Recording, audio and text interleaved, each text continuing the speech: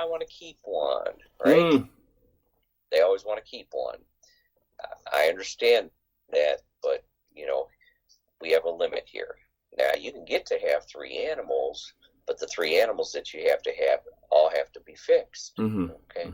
Well, I'm not going to fix my animals. Well, then you're going to be down to 2 animals, so you can decide which 2 you're going to keep. Now, I'm not going to automatically take a litter because, especially if they're really young, they need to be with their mama. They need to be around dogs. They need to learn how to become dogs. So we're not that inhumane. But I'm going to tell you what the rules are, because we've got I swear on each part of our town, I divide the city into 3 separate parts: the west, the east, and the villages. I would say that we have at least one active situation in each side of town where we've got that person that's on the borderline. Yes, they are over the limit. It's not crazy. It's handleable. It's usually 5 or 6 dogs, but it's beginning to get on all the neighbors' nerves. All the neighbors have educated themselves. They know what the limits are. And at a certain point, before, if it goes sideways, we're going to come in and we're going to bring you down to that limit. During COVID, there were some, relaxed enforcement actions during COVID, right? Because everybody knows that everybody was under a lot of stress, a lot of illness, a lot of people passing away or getting severely sick.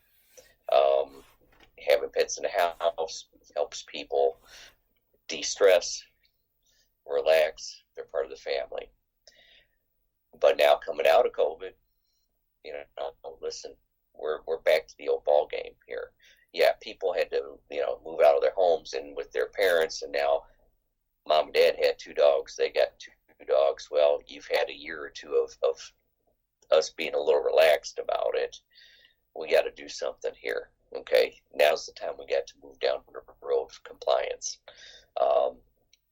I've got one situation where, they had about 8 of the what they call them XL bullies, low riders, but they all weigh about 110 pounds, and the problem was not just the noise and the animals being out there and the defecation that wouldn't get picked up on a regular basis, annoying the neighbors, but now you've got these big dogs that are running around having fun, bumping each other off of the neighbor's fence. And the neighbor doesn't like the fact that one of these days this fence is going to get damaged. So I've worked them through the system, but at this particular point, they have shown us that they aren't going to comply. They have in the courtroom, they tell the judge one thing, but the videos provided me by the neighbors show a completely different thing. But at this point too, there aren't very many judges that are going to give me a search warrant that I can go in and forcibly remove some of these animals, because we're still right on that cusp. What does that mean then?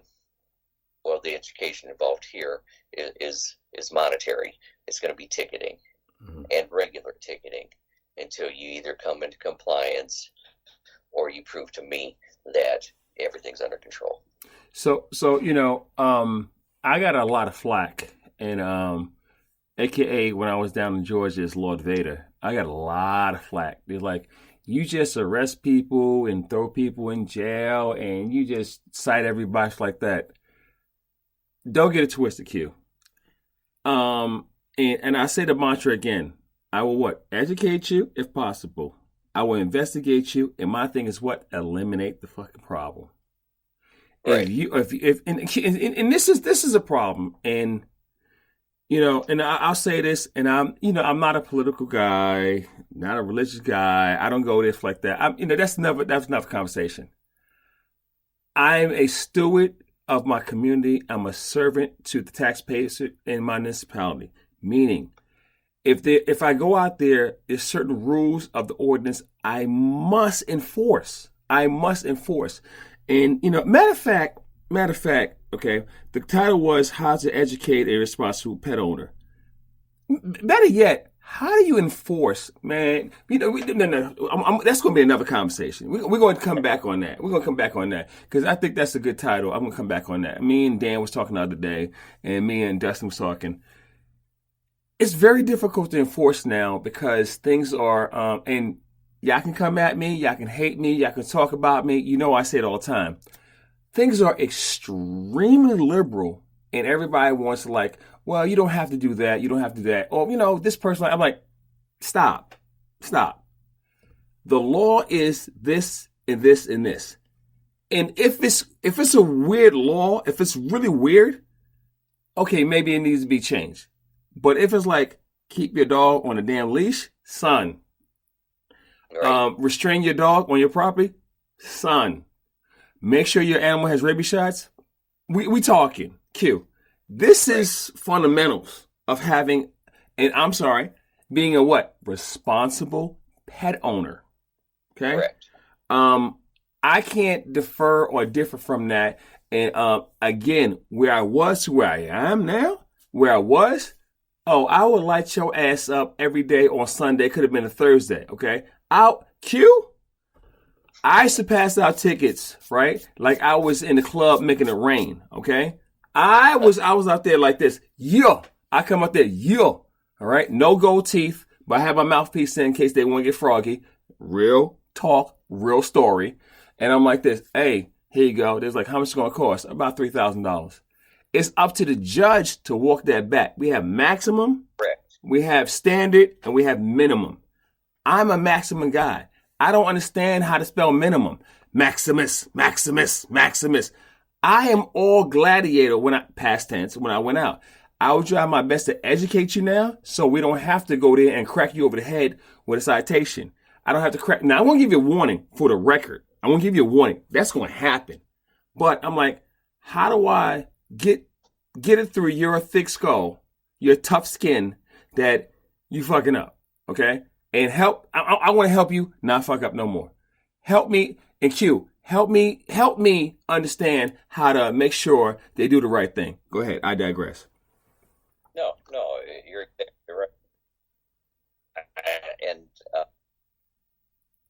when you come to, especially like dangerous dog situations,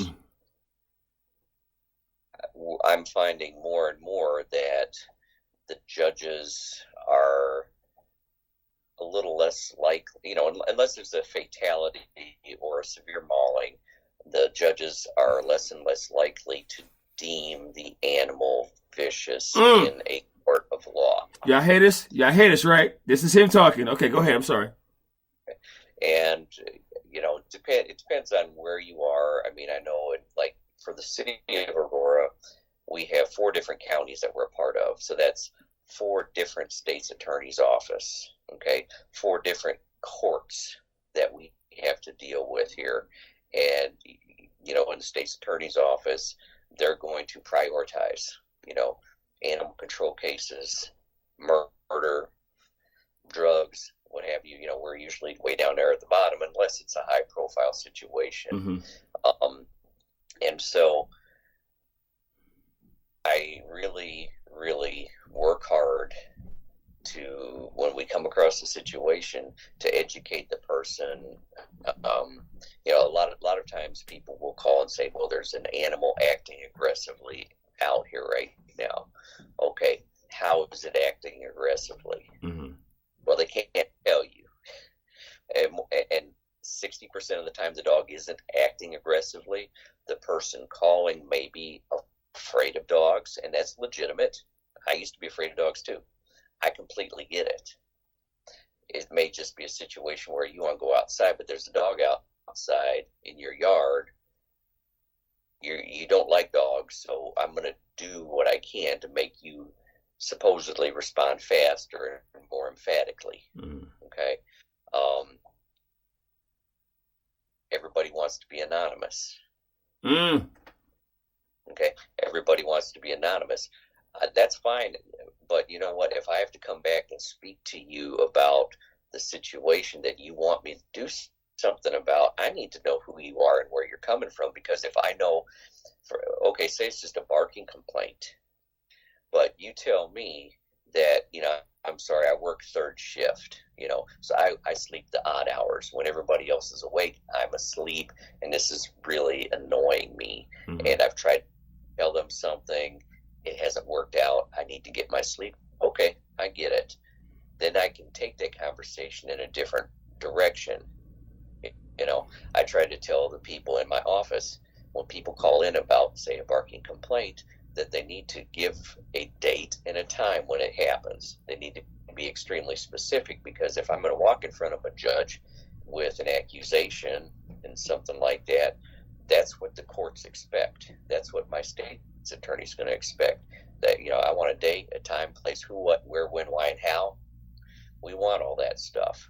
I don't have to divulge all that to the other person, but, more than likely, if it's a neighborhood, people are going to know, and I will tell people that on the phone as well. I'm not going to divulge who you are, but if you tell me what exactly the situation is, perhaps we'll get a kind individual who will say, you know what, I didn't know that, I'm so sorry. And they can adjust their animal. Now, we've recently changed ordinances, but I think it's so important that when people are calling, that we try to pin them down on their complaint, because most of the time it starts out as one thing and then it just explodes into something else. Well, that dog was loose and it almost chased me, and it almost pooped in my yard, and I didn't see no tags. So I'm sure it's not vaccinated, and you go. It's like, no, bring it back down. Mm-hmm. And in this way, you're kind of educating the public about, what was the thing that made you call me to begin with? Initially. Okay. Initially. I, as an officer, I'm trained to look at a whole scenario when I get there. But what is your initial complaint? And what is it that, if I can address it successfully, will make your life better and will make that animal's life better too? And focus on thing. I like a few things you said. The initial complaint, what was it? And then dealing with neighborhood disputes, which is ridiculous. Right. Okay. Because we all been in there, and I go through certain scenarios. I actually do them in person when I can, because and we're getting back to doing everything in person. I'm out in Alabama next week. They hired big time speakers to come down there and do their training. So me and one of my guys is going to go down there and do that. And after that, I'm off to Orlando, and after that, I'm going to Alaska. I need to bring you to Alaska, man. You need to come out to Alaska, bro. I'd fit in, wouldn't I? Yes, you would. You need to come out to Alaska. It's a different vibe. There is a different vibe. But I want to go there during, I guess, winter, when I can see the aurora lights.